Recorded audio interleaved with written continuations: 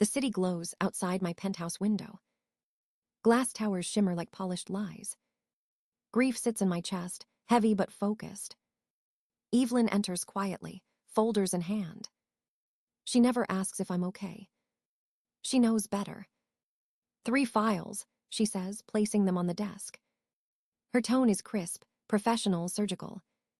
I open the first one. David's financial statements spill across the page. Insider trading. Overleveraged assets. A court date looming in silence. $850,000 to stay out of prison, Evelyn says. I nod, not surprised. He always gambled with other people's lives. The second file smells faintly of perfume.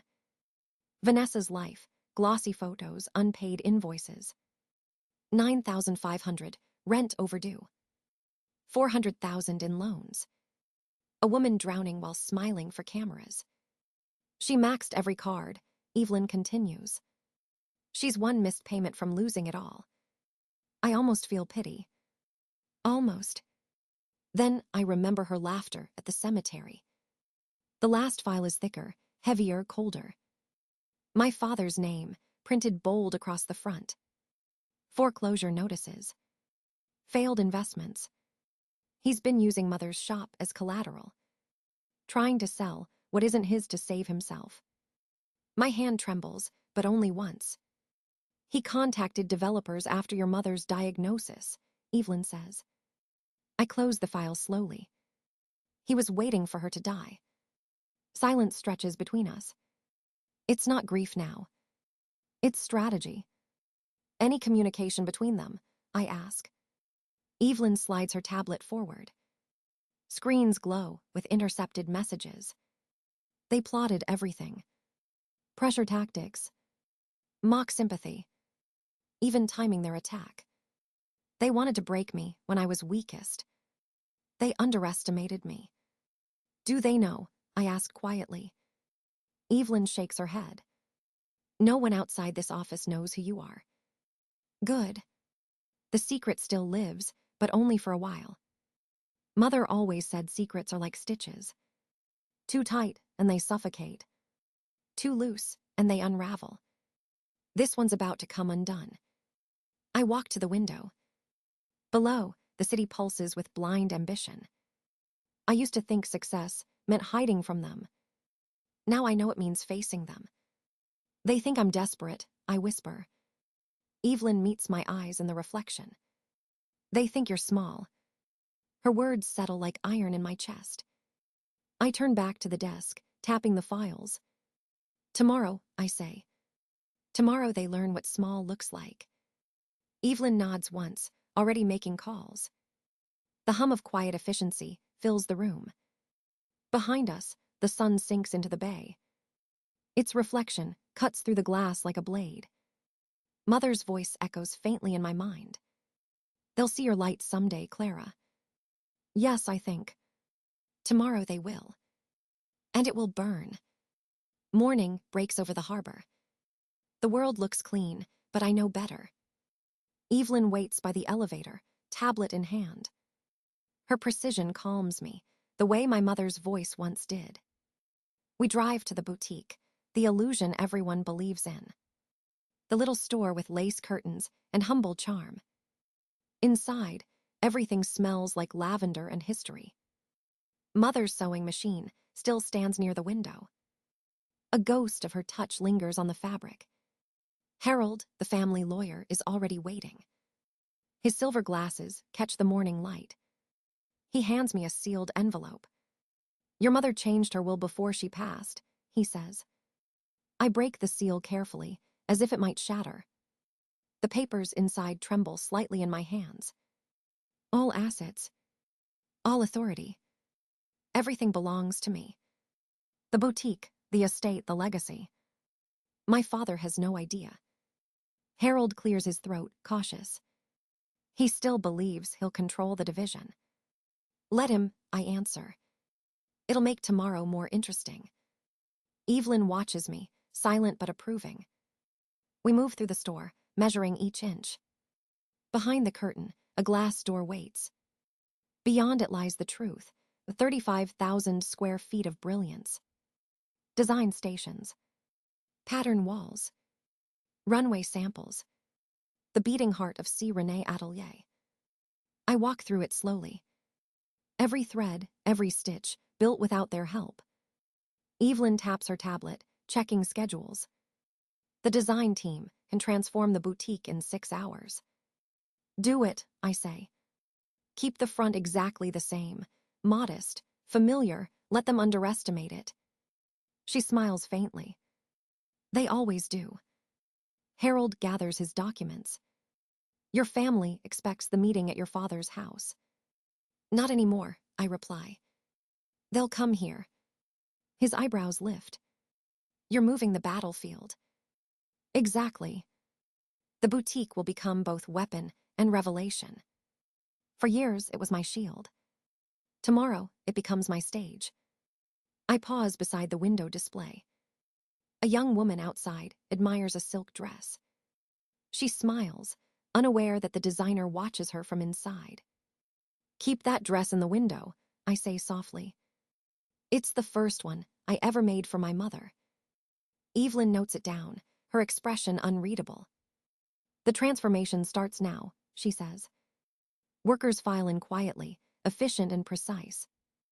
Mannequins are rearranged, lights recalibrated. Behind the employee's only sign, the empire awakens. The illusion remains flawless. From the street, it still looks like a sentimental shop run by a struggling daughter. But beneath the facade, power hums like electricity. I stand in the doorway, watching it come alive. Tomorrow, they'll walk through these doors and think they're stepping into weakness. They'll find an empire instead.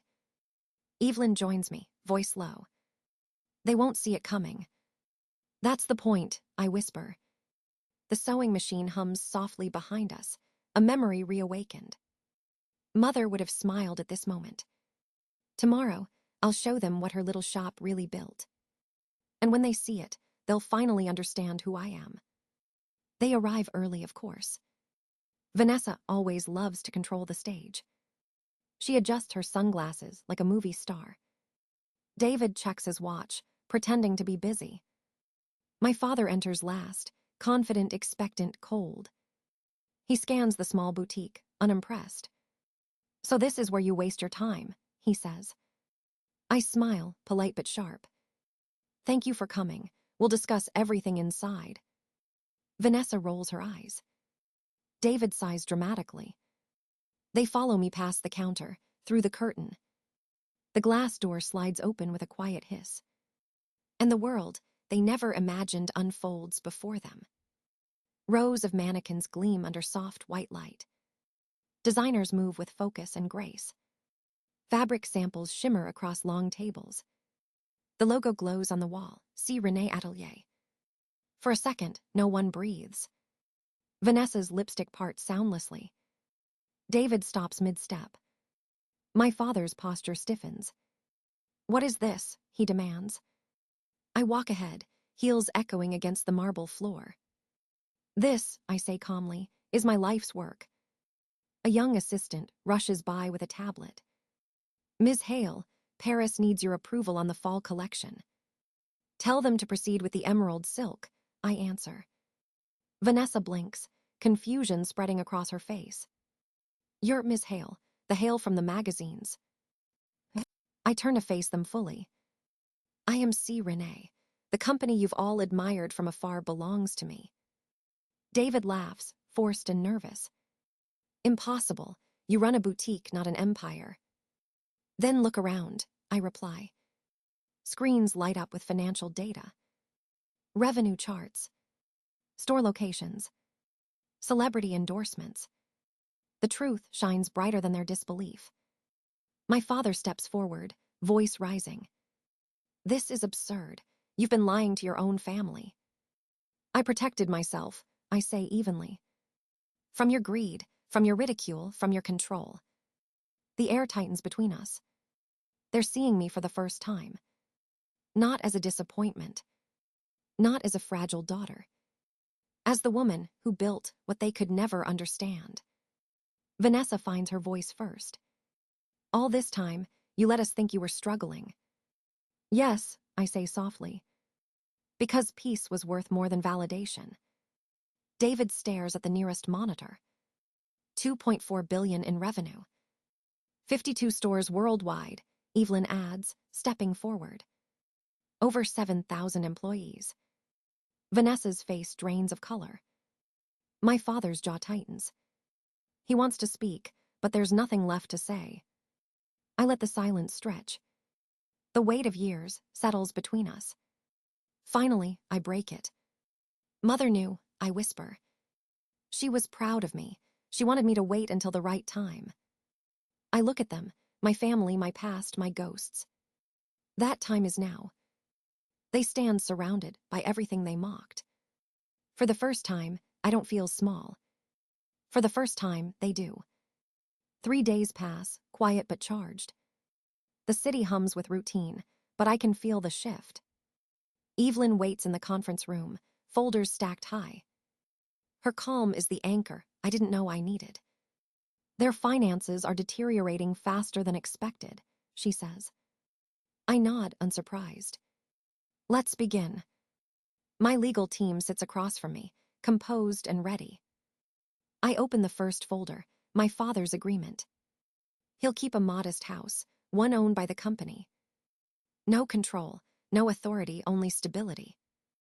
The next document bears David's name. Full legal representation for his case, but with one rule. He must cooperate, no lies, no manipulation. Then Vanessa's contract, an entry-level position. $18 an hour. Performance reviews quarterly. No special treatment. Harsh, one of the lawyers murmurs. Necessary, I reply. Evelyn leans back, watching me carefully. They'll see this as humiliation. They'll see it as consequence, I answer. We review every clause, every signature line. The silence feels surgical, precise. Prepare them for tomorrow, I say. But tomorrow never comes. At dusk, Evelyn's phone vibrates sharply. She frowns as she reads the message. Your father's holding a press conference, she says. My heartbeat stutters. When? 9 a.m. tomorrow. He plans to claim he built C. Renée. The words hit like ice. He's going public. He's dragging my name, my brand, my legacy into his lie. I stand slowly, spine straightening with decision. Then we move tonight. Evelyn blinks, processing the shift. Tonight. Yes, call Harold. Summon the team. Everything advances now. The room explodes into motion. Phones light up. Emails fly. Contracts print in rapid succession. Outside, storm clouds gather above the harbor. Timing feels poetic. He wanted to steal my dawn. I'll end his night. Evelyn updates security protocols, her voice steady. Press won't reach the property, all staff briefed. Good, I say. Lock the perimeter by 6. The lawyers return with revised drafts. Every agreement now sealed with legal precision. By the time the city lights flicker on, the war is set. I walk to the window, watching the rain begin to fall. Mother would have hated the chaos, but she'd understand the necessity. This isn't revenge, I whisper. It's preservation. Evelyn approaches, her reflection merging with mine. They won't expect a night meeting. That's the point, I say again. I pick up the phone, dialing Harold's number. Everything ready by 7. They think they can control the story.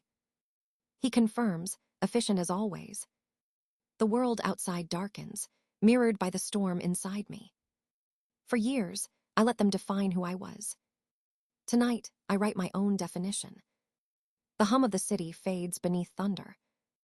Evelyn closes her tablet, her voice a quiet vow. When this is over, they'll never mistake your silence for weakness again. I turn from the window, eyes hard. They won't have the chance. The rain stops just before they arrive. Thunder still murmurs in the distance like a warning. I stand at the head of the glass conference table. The room gleams, polished, cold, prepared. My father enters first, confidence dripping from every gesture. Vanessa and David follow, pretending calm. And then, a surprise Marco Volante, the Italian designer. The man whose company I acquired last week. My stomach tightens, but my face stays still. Father gestures grandly. Clara, you know Mr. Volante.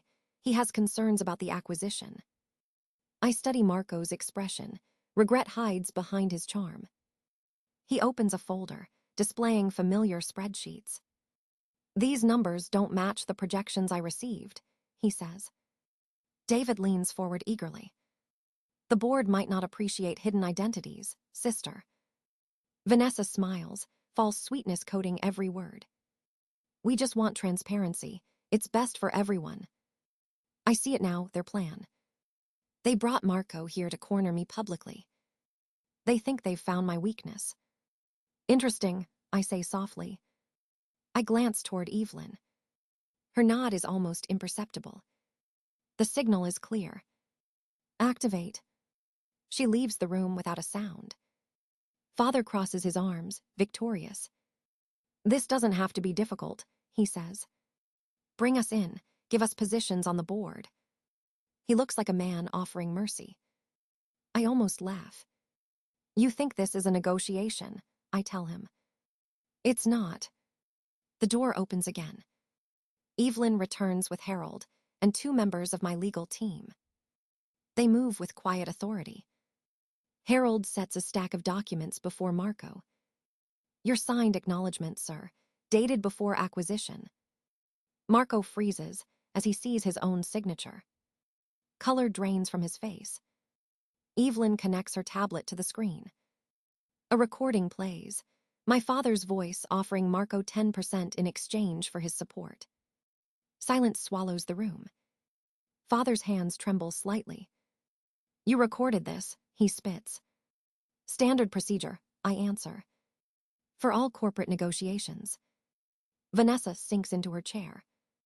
David's eyes dart between us, panic dawning. Harold distributes new folders to each of them. Your contracts, he says evenly. Each outlines terms for continued financial support. I rest my palms on the table.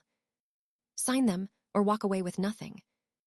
My voice doesn't rise, but the authority fills the room. David hesitates, then picks up the pen. His pride collapses faster than his finances. Vanessa stares at the papers, tears building but unshed. She signs without a word. Only my father remains standing. His eyes burn with disbelief.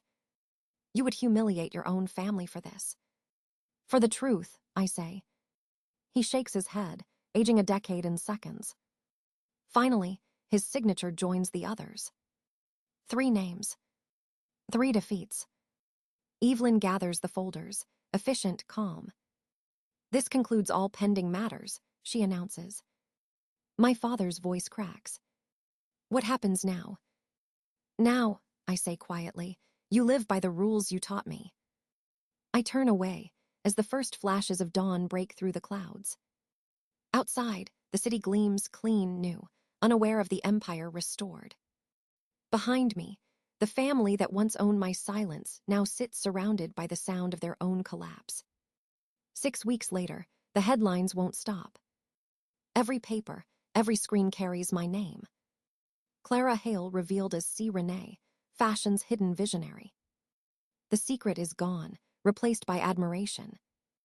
Public approval tastes different than I imagined. Not sweet.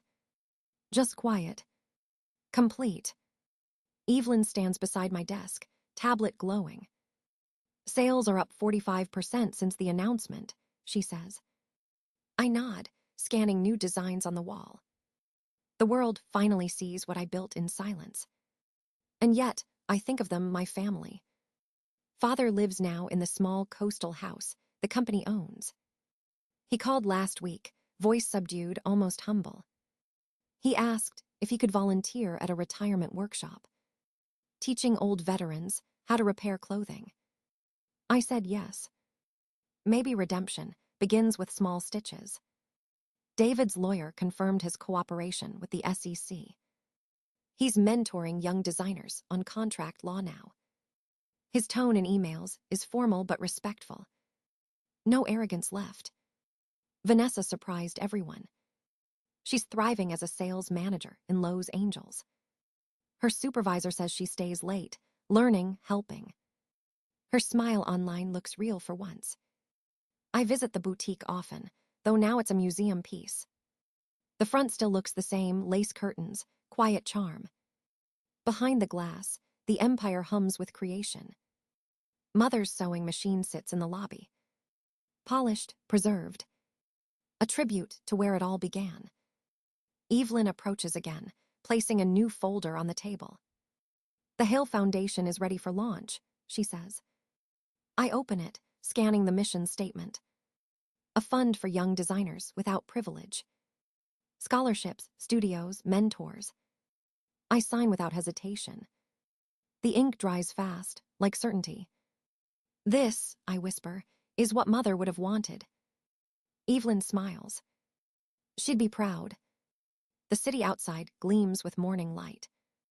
The harbor sparkles the same way it did the day she was buried. Only now, the grief feels like grounding, not weight. That evening, the International Design Awards fill the ballroom with gold light. I wear Mother's vintage gown, reimagined with my own stitching. On stage, I present the Breakthrough Designer Award. My voice doesn't tremble. It carries. Across tables, I spot my family. Father nods, quieter now, softer. David takes notes for tomorrow's panel. Vanessa laughs with a buyer, radiant and unguarded. We are not perfect, but we are new. When the ceremony ends, I step outside. The night air is cool, scented with salt and rain. Evelyn joins me, hands clasped behind her back. You built more than a company, she says. You built balance. I look at the sky, endless, unbroken. Success isn't revenge. It's peace. And peace, I've learned, needs truth. Mother once said the greatest legacy isn't wealth or fame. It's teaching others how to dream without fear. Tonight, for the first time, I believe her. Sunday evening settles over the city. The lights of San Diego flicker like memories reborn. We gather around my dining table, the same faces, new hearts. Evelyn reviews the quarterly reports, calm and steady. The foundation has already funded 3 new designers, she says. Father pours tea with careful hands, no trace of pride, only peace. I've kept your mother's old singer machine polished, he murmurs. David nods, speaking of mentorship and ethics in design. Vanessa shares sketches from students she's sponsoring. Her laughter fills the room, light and real. I watch them, feeling something I once thought impossible. Not forgiveness exactly, but understanding. We were all shaped by the same wound. Now we choose what to build from its scar. I stand by the window, the bay stretching wide below. The same waters that reflected grief now mirror calm. Success was never about winning against them. It was about finding strength without cruelty. Mother's locket rests warm in my palm. Inside it, a single thread from her first dress. The beginning and the end woven together. Her voice echoes softly in my mind. Shine, Clara, always shine.